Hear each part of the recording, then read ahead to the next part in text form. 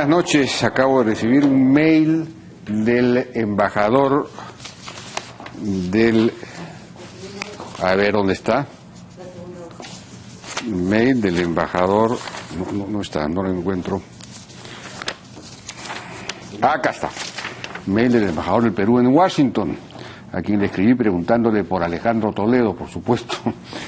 Y me dijo, no tenemos precisión de su paradero, pero estamos informados que sí se encuentra en territorio de USA, de Estados Unidos. La embajada espera que el expediente debidamente legalizado y traducido arribe a Washington para que sea evaluado por el juez que sea asignado al caso. Carlos Pareja, embajador del Perú en Washington. O sea que ese es el estado exacto de la situación en este momento. Bueno, nosotros estamos ya sentados con César Azabache y Jaime Pinto. Buenas noches, ¿cómo están? ¿Cómo le va? Buenas noches, Jaime. Yo quería preguntarle rápidamente a César Azabache, que es un distinguido abogado penalista, bueno, que aparentemente hubo problemas con el primer envío, digamos, del juez, que ha sido considerado insuficiente, en fin, por alguna autoridad, algún juez allá en Estados Unidos. Esa es la información que se tiene, ¿no? Bueno, hay siempre problemas de coordinación en asuntos que tienen que ver con cooperación internacional, ¿no? Yo creo que los dos momentos más importantes de esta última escena han sido en realidad el comunicado del gobierno de Israel, en el que declaran que no lo recibirán hasta que resuelva sus problemas en Perú, y la llamada del presidente al presidente Trump, ¿no? Al margen de preferencias personales sobre qué nos gusta o qué no nos gusta, que dos presidentes tengan una comunicación para fijar políticas básicas de tratamiento a un expresidente en un asunto tan grave, creo que es muy importante. Sobre la carpeta... es decir, ahí efectivamente se ha movido rápidamente y muy bien, y con muy buena efectividad del gobierno, el propio presidente de la República. Sí, ¿no? Totales. Ahora, también es cierto que hay detalles que se escapan en las urgencias, ¿no? Antes de este caso, el procedimiento preferido para ese tipo de asuntos con los Estados Unidos era la expulsión. Creo que lo va a seguir siendo por mucho tiempo, pero la expulsión, que es un procedimiento básicamente migratorio, supone en realidad a una persona que no es residente en los Estados Unidos. Cuando se enfrenta a un residente, se requiere un procedimiento propiamente judicial y una orden de un juez federal para canalizar la detención. Pues no se trata de evitar el ingreso o de retrotraer el ingreso al aeropuerto, se trata de dictar una orden judicial en forma, y eso requiere tiempo, se requiere otro nivel de evoluciones, de modo que cualquiera de los defectos que puedan haber eventualmente en este tipo de asuntos en estos días, pues tendrá que ser subsanado. Se ha usado la palabra deportación, que el presidente Kuczynski le habría pedido al presidente Trump, que tan afín, que tan, digamos, abocado está a tratar de expulsar a todos los, digamos, latinoamericanos y extranjeros, inmigrantes, informales, pero claro, el expresidente Toledo no es un informal, pues en Estados Unidos tiene residencia. Tiene residencia, claro. Y eso es público, y en consecuencia hay que tomar los términos que han usado los presidentes en esta comunicación como expresiones de buenas intenciones, pero en los hechos esto va a requerir la intervención de un juez federal. Por supuesto que el presidente Trump, repito, más allá de preferencias, se involucre, le da otra dimensión a un caso de este tipo, y puede ser un gesto muy importante. La extradición es, digamos, inevitable como procedimiento. Es muy probable, sí. No quiero intervenir. O sea, en realidad depende un poco hasta qué punto es efectiva la llamada, la intervención del presidente Kuczynski. Recordemos que hace pocas semanas, a los pocos días de haberse inaugurado, el presidente Trump ha tenido ya problemas con el State Department en Estados Unidos. Entonces, quizás esté demandando un poco más de resolución y efectividad al Departamento de Estado, ¿no? Pero respecto, y eso podría determinar que efectivamente se logre la expulsión, que entendería yo que es un acto más bien administrativo, y que no entremos en el terreno de la calificación de los delitos, en fin, ya en un proceso de extradición que duraría ciertamente entre 6 y 8 meses, asumiendo que todo está muy bien fundamentado, ¿no? Pero digamos, yo creo que el procedimiento ha sido, recordemos que el Interpol no funciona en Estados Unidos, entonces el procedimiento es a través del State Department, del Departamento del Ministerio de Relaciones Exteriores, que notifica al Department of Justice, que es el titular de la acción penal en Estados Unidos, y ellos son los que hacen la calificación de la solicitud. Y esa calificación de la orden de detención es ejecutada, como en la mayoría de los países, a través de un juez. Entonces yo creo que no ha llegado al juez. El State Department le comunicó al Departamento de Justicia y el Departamento de Justicia dijo, antes de yo ir y solicitarle a un juez, quisiera una mejor fundamentación. Es el Departamento de Justicia el que ha hecho esa... Por supuesto. Claro, ellos son los que califican, porque es un tema de evaluación del criterio jurídico que está contenido en la resolución, en el pedido. Entonces yo entendería que no ha llegado al juez. Bueno, de hecho acá dice el embajador que... la embajada espera que el expediente debidamente legalizado y traducido arribe a Washington para que sea evaluado por el juez que sea asignado al caso. Exactamente. Es que claro, estamos hablando de la preparación de un caso. Entonces, librada ya la orden de detención en el Perú, la continuación de las cosas va a depender de un procedimiento judicial en forma que tendrá que seguirse en los Estados Unidos, que no va a ser de un día para otro. Es muy poco probable que eso se resuelva en solo algunos días. Hay un expediente adicional que es posible, creo que no probable en este caso, que es el del allanamiento al requerimiento de extradición, ¿no? Es decir, una persona puede aceptar el pedido de extradición y salir del país en el que está en mejores condiciones que la que podría provocar el procedimiento de extradición mismo. Pero en condiciones de ese tipo y con una alerta de viaje que ya se produjo, boletos comprados y el anuncio del gobierno israelí, el procedimiento de extradición puede provocar hasta una detención en los Estados Unidos. O sea, tampoco el hecho de que se formalice un caso legal organizado es una buena noticia para el señor Toledo. Esto puede ser muy complicado también en los Estados Unidos. Podría ser detenido allá. Pero por supuesto, más si tenemos en cuenta que este es en este momento el leading case en materia de negociación sobre corrupción en el propio derecho americano. Entonces, tener a un expresidente vinculado a los acuerdos de Washington de diciembre del año pasado en condiciones sospechosas en los Estados Unidos puede producir incluso un traje de color naranja y una detención. Y eso no sería grato para nadie.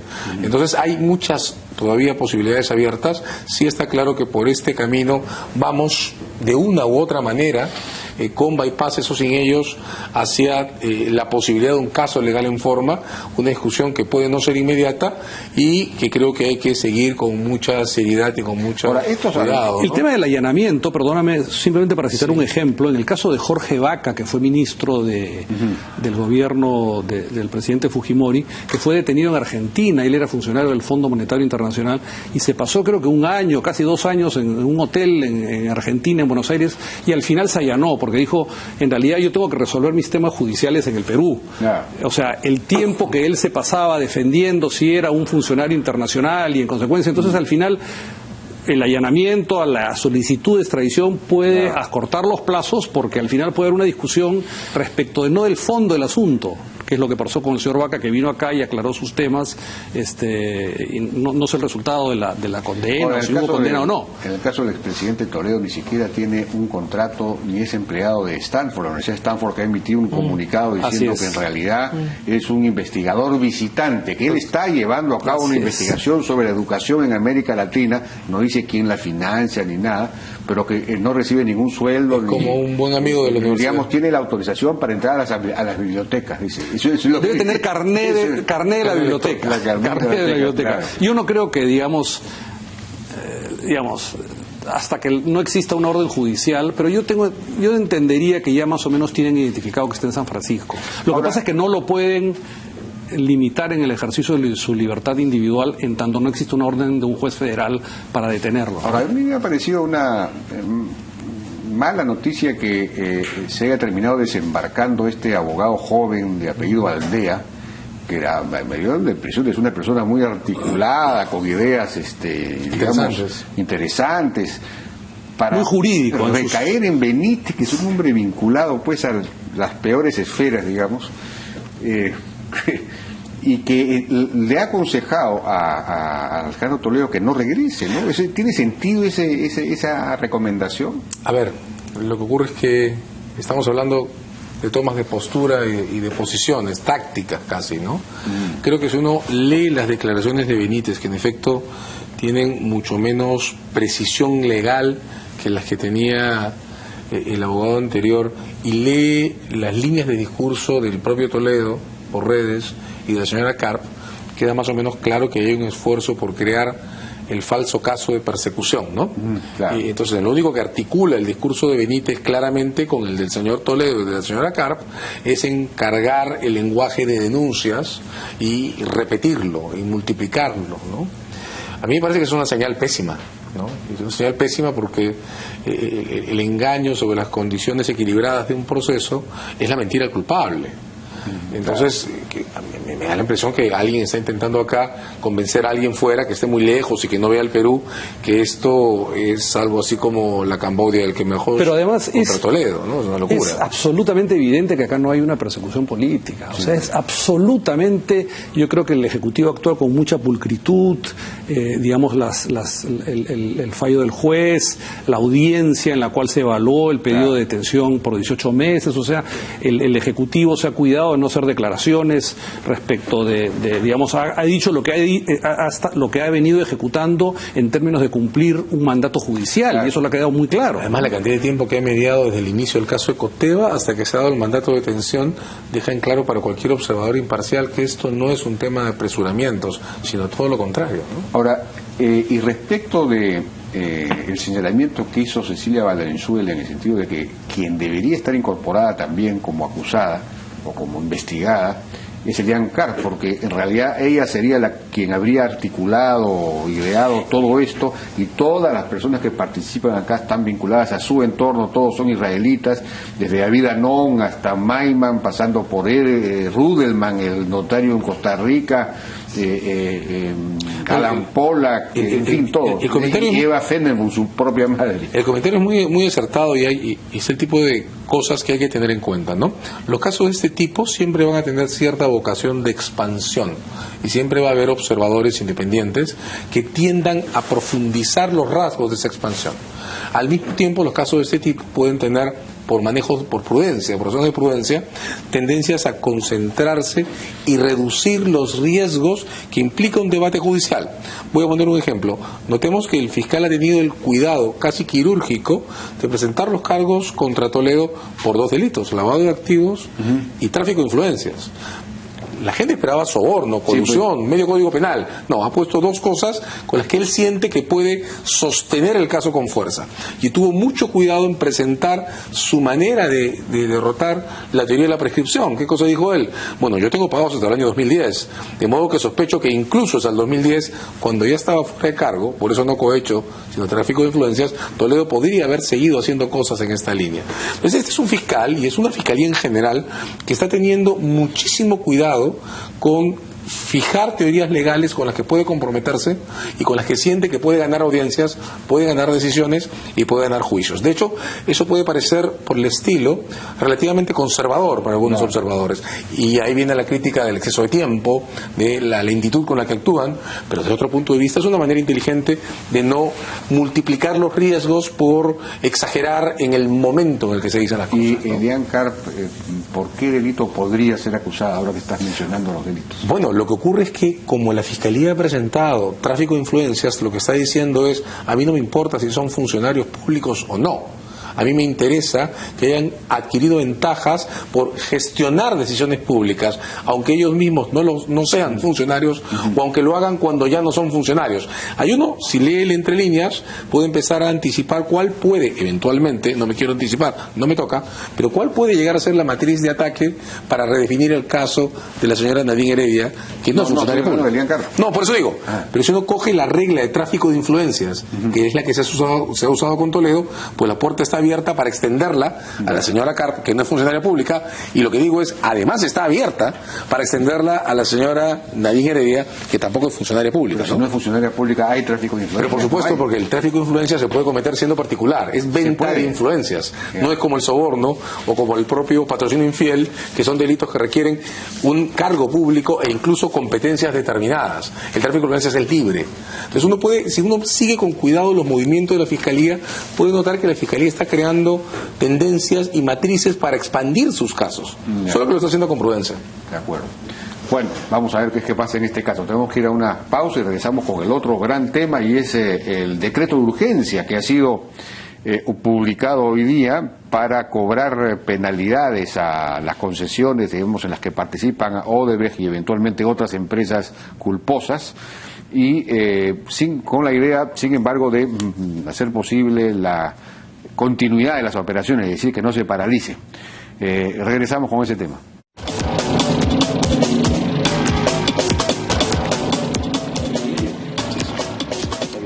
Bueno, decía que la noticia importante que ya se dio ayer, pero que hoy día ha sido publicado, es el decreto de urgencia, que dice en su texto, tiene por objeto aprobar medidas que eviten la paralización de la ejecución de obras públicas o asociaciones público-privadas y la ruptura de la cadena de pagos que ponen en grave riesgo el desempeño económico del país como consecuencia de actos de corrupción efectuados, etcétera, etcétera, etcétera. Dicho sea de paso, entre paréntesis, señalar que me parece que fue en el diario Gestión, salió la noticia el día viernes, me parece, que se anunciaba el alargamiento de los plazos de pago a proveedores de hasta 120 días. Y eso podría ser, como dice el amparo hoy día, un primer síntoma del corte de la cadena de pagos, hablando de cadena de pagos. Y esto tiene que ser combatido con urgencia. El Ministerio de Economía debe diseñar una política, un impacto, un estímulo a la economía que evite a toda costa que se empiece a romper la cadena de pagos, porque eso sí es una implosión de la economía fatal. Bueno, Jaime Pinto, ¿cuáles son las medidas centrales de este decreto de urgencia que parece muy, muy interesante, muy importante? Mira, sin duda es un dispositivo sumamente importante. Es un decreto de urgencia amparado en el artículo 118 de la Constitución que permite al Ejecutivo dictar normas con rango de ley. Y este dispositivo trastoca contratos, o sea, trastoca derechos importantes. Y claro, en algún programa anterior hemos hablado de la necesidad de que el Ejecutivo dé señales de que realmente quiere evitar que Odebrecht o algunas de las otras empresas se lleven sus bienes. En algún momento el presidente dijo, bueno, que vendan y que parte de eso se quede para posibles penalidades o resarcimientos económicos que tengan que pagar. Este dispositivo es absolutamente limitativo de esos derechos, en el sentido que para empezar, está referido solamente a personas jurídicas. No hace una identificación, porque las leyes no pueden identificar con nombre propio, pero hace una definición de quiénes quedan comprendidos, y básicamente son empresas que hayan reconocido que han cometido actos delictivos en el Perú y en el extranjero, y empresas que hayan sido condenadas con efecto de cosa juzgada. Esto es importante porque, por ejemplo, empresas podrían ser alguna de las socias de Odebrecht en algunos de los consorcios que dicen, yo no tuve conocimiento de esto y en consecuencia yo no he admitido ninguna culpabilidad en mi asociación con estas empresas brasileñas corruptas, queden excluidas de los alcances de este dispositivo. Pero respondiendo a tu pregunta, por ejemplo, sabemos que hay algunas empresas extranjeras que están interesadas en adquirir algunas participaciones accionarias. Por ejemplo, Brookfields. Brookfields estaba en un proceso de compra de H2 Olmos, que es una obra que ya está ejecutada, ya le está generando unos flujos a favor de Odebrecht. El congresista Víctor Andrés Belaúnde ha dicho flujos que son generados por el Estado. En realidad no son generados por el Estado, sino son generados por los usuarios de los terrenos, por la administración del agua. Los privados le están generando flujos a favor de Odebrecht, que es el administrador y el dueño de estas compañías. Entonces, esta es una norma que señala que cualquier proceso de adquisición en donde venga un tercero que quiera comprar participaciones de Odebrecht, el producto de esa venta tiene que ser depositado en un fideicomiso que este propio dispositivo crea y no puede ser utilizado sino para las reparaciones a que habrá lugar más adelante cuando se determinen estas por las instancias competentes, básicamente por los procesos judiciales. Entonces, recién si sobra plata ya se puede exactamente remesar. El dispositivo entra en una serie de detalles, pero básicamente esa es la estructura. Pero no solamente respecto a los que quieran adquirir, que es el artículo 4, digamos, el diablo está en los detalles, pero por ejemplo, si Rutas de Lima tiene 5 cargadores frontales que necesita vender por X razones, la autorización para que venda esos 5 cargadores frontales que son activos de la empresa concesionaria, necesitan autorización del Ministerio del Poder Ejecutivo para poder concretar esa venta, y el producto de esa venta también se irá al fideicomiso. Entonces no me gusta la palabra draconiano, pero es muy estricto este dispositivo, en el sentido que el Ministerio de Justicia va a tener que legislar y normar los procedimientos alrededor de esto. Otra cosa muy importante, que entiendo que es más a lo que se refería el congresista García Belaúnde, es que los pagos que correspondan hacer al Estado, o sea, el Estado, por ejemplo, en Rutas de Lima, tiene una generación de flujos que le tiene que pagar, por ejemplo, no conozco el detalle de los contratos, a Odebrecht como administrador. En la interoceánica, por ejemplo. Exactamente. Por el mantenimiento, los pagos por el mantenimiento y todo eso. Todo eso va a quedar afecto a este dispositivo. Entonces, si se retiene una parte. Una parte, y se va a pagar a los trabajadores, se va, digamos, y si se en paga, este espíritu de mantener los negocios en marcha, ¿no? Claro, dice que se paga lo estrictamente indispensable para el mantenimiento de la operación o de la obra. Pero hace referencia específicamente a los pagos de los servicios, a trabajadores y aquello necesario para Bueno, pero Víctor Andrés García Belaúnde ha dicho, no, pero esto es una cosa hecha por Odebrecht, en buena cuenta esto es es un hecho a pedido de Odebrecht. Es una declaración política.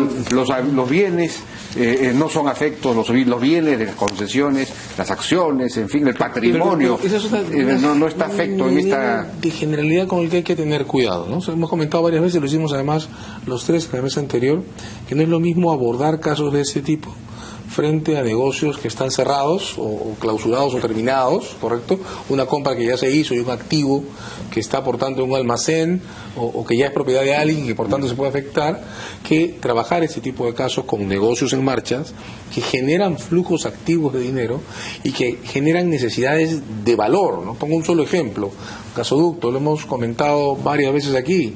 Algo tiene que hacerse muy inteligentemente entre el momento en el que se ejecutó la carta de fianza y el momento en el que se saque la concesión a subasta nuevamente, para que los activos ya adquiridos no pierdan valor, porque si pierden valor, los valores de recuperación para el propio Estado van a bajar.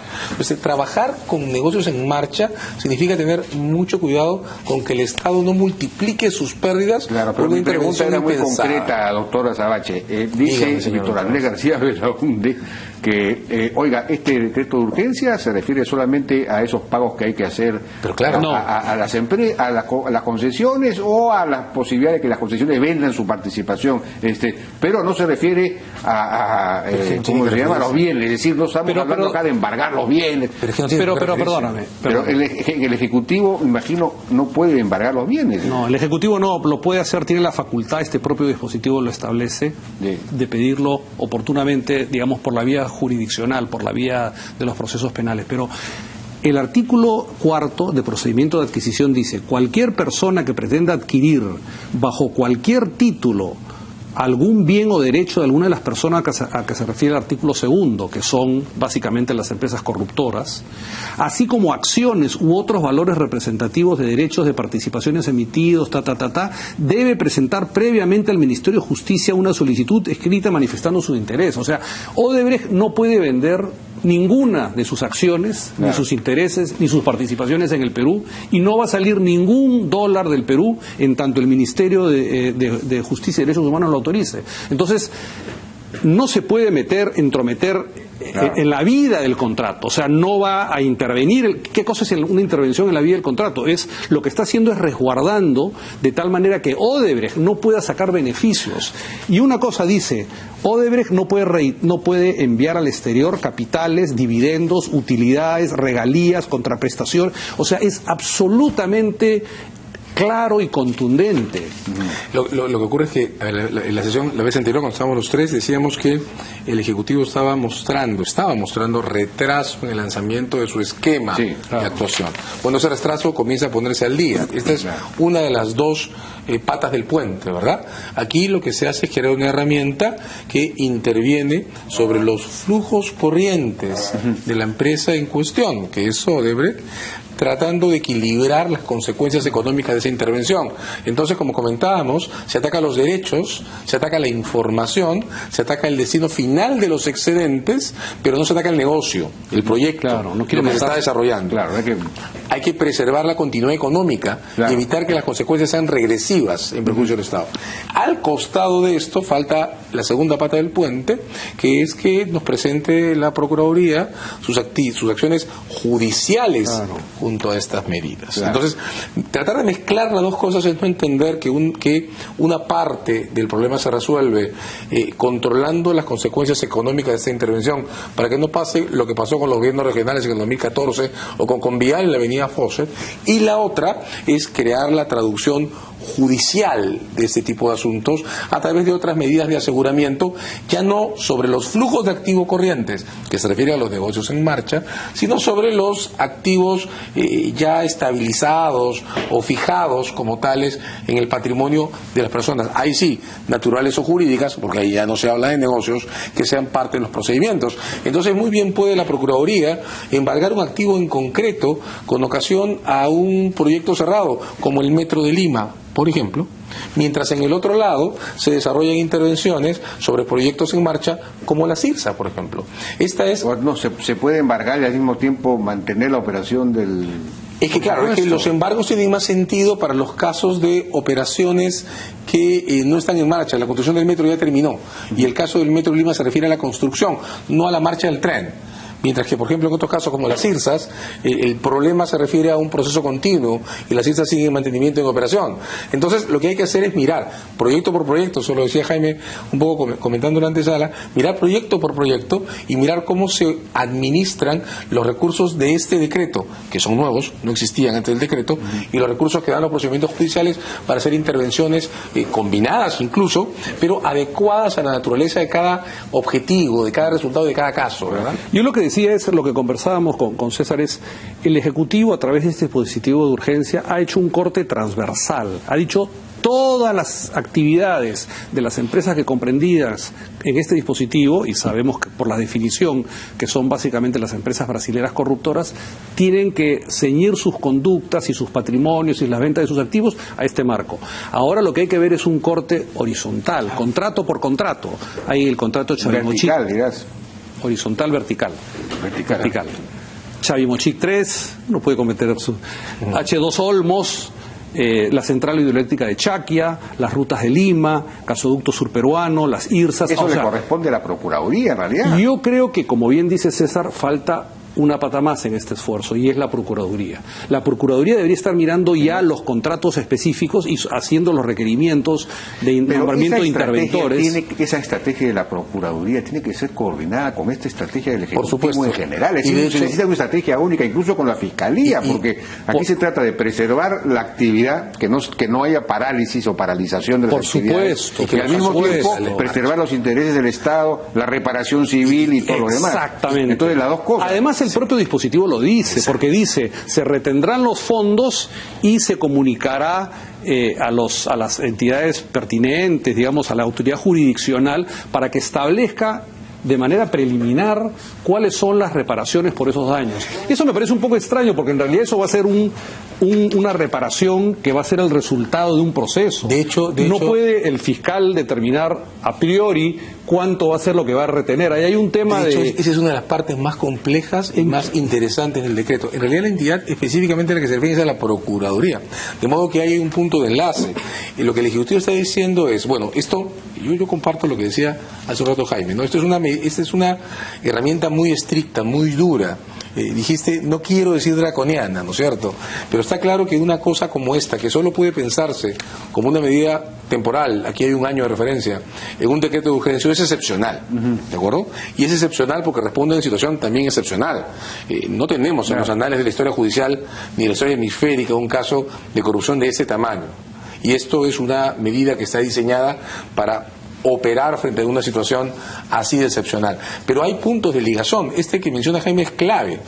Estas medidas funcionan en atención a definiciones provisionales de reparaciones otorgadas por la Procuraduría, que sin duda tendrá que levantar información especialmente de la Contraloría, a la que está vinculada, para poder tener una sostenibilidad que sigue siendo temporal, porque al final del día todo eso tiene que liquidarse y homologarse. Y hay una idea, Jaime, que quiero lanzar antes que lo olvide. Esta es una cuestión sobre la disposición final de los excedentes, ¿correcto? Los excedentes del flujo corriente de los negocios que están en marcha. No tiene por qué alcanzar a los negocios concluidos. Estoy pensando en Camargo Correa, por ejemplo, que en este momento, si no me equivoco, no tiene ningún proyecto activo en el Perú. Tiene todas obras cerradas. Ahí no tiene mayor sentido. Funciona con negocios en marcha como los que Jaime acaba de listar. Pues bien, si funciona de esa manera, entonces la rigidez de la medida tiene que entenderse como provisional, porque una liquidación final va a tener que hacerse. Y hecha esa liquidación final, los excedentes que produzcan estos flujos van a tener que distribuirse en pagar bancos que financian los proyectos, pagar trabajadores que tienen acreencias, pagarle al propio Estado las reparaciones. Y yo no creo que haya que pensar que lo que quede, el saldo, sea para Odebrecht. Odebrecht tiene obligaciones internacionales reconocidas con el gobierno americano, con el gobierno suizo y con el gobierno brasilero. Y si pensamos en una tercera pata de la mesa, a mí me parecería absolutamente razonable que la Procuraduría y Cancillería empiecen a intercambiar notas con el gobierno americano, con el gobierno brasileño y con el suizo, claro, porque el excedente final puede válidamente y con toda limpieza ser destinado a pagar ese tipo de obligaciones después que se hayan satisfecho las ¿Qué significa esto? El contratista que haya contratado con el Estado en el marco de la ley número tantos, ley de contrataciones y adquisiciones de Estado, queda facultado para acordar la sustitución de la persona consorciada incursa en alguno de los supuestos del artículo 2 sin que ello sea motivo de determinación de la relación jurídico obligacional. Pues, lo que ocurre es que en principio los contratos públicos fijan a la contraparte del Estado. De modo que si tenemos una concesión, por ejemplo, quedamos obligados a seguir en esa concesión hasta que se cumpla el objeto o fin por el que se ha suscrito el contrato con el Estado. En teoría, en principio, lo que dice esta regla es que hasta aquí, hasta el ámbito de este decreto, esos consorcios no pueden cambiar, porque dependen no solo de una obligación entre las partes, sino de una obligación público-privada también con el Estado. Pero cuando el decreto aplica, el Estado va a permitir que cuando haya socios inocentes, no en todos los casos tiene que haber socios inocentes, pero cuando haya socios inocentes, estos puedan desvincularse del socio contaminado, invitar una nueva empresa que sustituya sus derechos y continuar con el proyecto sin él. Esa es una excepción a una regla de continuidad de consorcios que existe en el resto de la legislación sobre contratos públicos y que se aceptó para este caso. Te daría a entender que hay dos, o los malos quieren vender su participación, digamos las empresas que han reconocido haber pagado sobornos o que han sido sentenciadas en el extranjero, o otros que integran el consorcio que no están contaminados por esa conducta, que también pueden vender sus participaciones y no están afectos al dispositivo, ¿no? Pero de acuerdo. Bueno, ya nos ha ganado el tiempo, pero... Yo quería decir una cosa muy brevemente respecto de las compras que vayan a hacer, por ejemplo, Brookfield, que estaba interesado, entiendo, en H2O. Hay unas disposiciones muy estrictas en el sentido que si no se sigue el procedimiento y no se obtiene la conformidad previa del Ministerio de Justicia, el adquirente de buena fe, Brookfield o alguna empresa internacional, es responsable solidario por las reparaciones a que quede obligado una vez que se determine la conducta. Eso es muy estricto y además queda inhabilitado para contratar con el Estado. O sea, es muy estricta estas disposiciones, ¿no? Solo para dar al final, y notemos que ninguna de esas cláusulas exonera responsabilidad a nadie. Eso no es por ningún lado una norma que divida las cosas entre inocentes y culpables. En resumen, acá hay creatividad, está bien hecho, es una cosa interesante que resguarda los intereses. Yo estoy a favor, sí. Tiene liderazgo. Tiene liderazgo. Hay que ver, el diablo está en los detalles, en la ejecución, cómo se va a implementar eso. Y lo que falta es la coordinación con la Procuraduría y eventualmente con la... El problema aquí es que se ha construido la tesis de que la Procuraduría es completamente autónoma. Entonces, cada vez que, me imagino, se cita a Julia Príncipe o a la Procuradora especialmente designada para este caso, para una coordinación, pueden decir, no, yo soy autónoma. Eso es un gran error. El Ejecutivo es uno. El Ejecutivo es el Ministerio de Justicia, las Procuradoras, está al frente el Ministerio Público y el juez. Acá es el Estado peruano el que tiene que salir en su defensa. Sí, yo creo que eso tiene que resolverse. Además, creo que es momento ya que el gobierno tome una vocería activa en ese tipo de asuntos, y así como han publicado esa norma, pues empiecen a explicar sus planes, Claro. y empiecen a darle a la ciudadanía la información que la ciudadanía necesita, ¿no? Es el momento de cambiar de voceros en este asunto. No las estrategias, como hemos conversado antes, las estrategias no se divulgan, pero sí mantener informada la opinión pública, que las procuradoras una vez por semana hemos hecho estos requerimientos, que tengan un rol más activo, eso es lo importante. Más informativo. Tienen que esperar. Bien, vamos a ver, pues muchísimas gracias a Jaime Pinto y César Azabache por su participación. Gracias por la en la hora invitación. N.